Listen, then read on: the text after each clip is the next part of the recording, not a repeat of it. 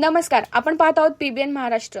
पाचोरा तालुक्यातील आंबेवडगाव येथून जवळच असलेल्या कोल्हे गावात क्रेडिट ॲक्सेस ग्रामीण लिमिटेड फायनान्स कंपनी सोयगाव शाखा यांच्याकडून सविता शरद पाटील या महिलेने कर्ज घेतले होते। परंतु घरात आजारपण, नुकतेच मुलीचे लग्न झाल्यामुळे त्यांच्या डोक्यावर कर्जाचा डोंगर असल्यामुळे त्यांनी घेतलेले कर्ज वेळेवर फेडू शकले नाही। म्हणून फायनान्स कंपनीच्या वतीने कर्ज वसुलीसाठी तगादा सुरू होता। या फायनान्स कंपनीचे एजंट व व्यवस्थापक यांनी कर्ज वसुलीचा तगादा लावल्यामुळे सविता नामक महिलेने राहत्या घरात दिनांक 18 सप्टेंबर बुधवार रोजी गळफास घेऊन आत्महत्या केल्याची घटना घडली आहे। मयत महिलेच्या नातेवाईकांनी फायनान्स व्यवस्थापक व एजंट विरोधात सदोष मनुष्यवधाचा गुन्हा दाखल करण्यात यावा अशी मागणी होत आहे। तर बघूया मयत महिलेचे नातेवाईक व ग्रामस्थ काय म्हणाले। सुवर्णा संजय पांढरे बोलत आहे। सविता माझी बहीण आहे। तिला खूप बचत गट आले परेशान करत होते। रात्री बेरात्री फोन करत होते। तिच्या घरातली लाईन कट केली होती, दगडफेक केली होती। रात्री बेरात्री फोन करून परेशान करत होते, दिवसा परेशान करत होते। तुमची बहीण तुम्हाला फोनवर सांगितली? हो, ती कॉल करत होती मला। 2-3 दिवसापासून तिचे कॉल येत होते की परेशान करताय जास्तच।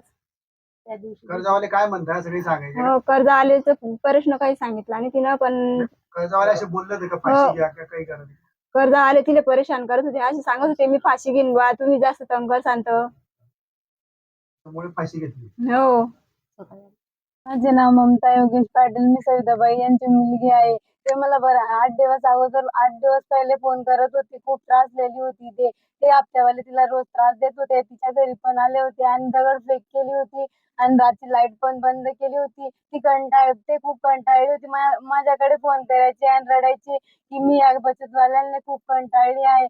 मी मागच्या वेळेस तिथे आली होती तेव्हा मी तिला माझ्या कानातले कुंडू पण मोडून दिले। ती खूप त्रासलेली होती। माझे आई वडील खूप कंटाळले होते। त्यांनी या झंझट मध्ये वावर पण लावून दिले। ते टेन्शन मध्ये त्या दिवशी ती आत्महत्या फाशी घेतली। त्या दिवशी ते सकाळी सुद्धा आले होते ना, अगोदर 10 वाजले रात्री सुद्धा आले होते। शेजारी पाजारी सांगत होते, ती मला फोन केला होता आणि सांगत होती की मला बचतवाल्यांचा खूप कंटाळा आलाय, मी एखाद्या दिवशी आत्महत्या करून घेईन। तिनं ते बोलली होती, ते करूनच दाखवलं आणि आम्हाला सोडून गेली। आणि ते रात्री 10ला काल पण त्यांचा कॉल आला 9-9:30ला की म्हणत होते की मावशी तुम्ही हप्ता नाही भरला। इथे सगळे सांगत होते की त्या वारल्या बा, तरी पण ते म्हणत होते की तुम्ही खोटं बोलत आहे, आम्ही कशाहून माना की ते वारले बा। सकाळी पण येऊन गेले आणि रात्री पण येऊन गेले।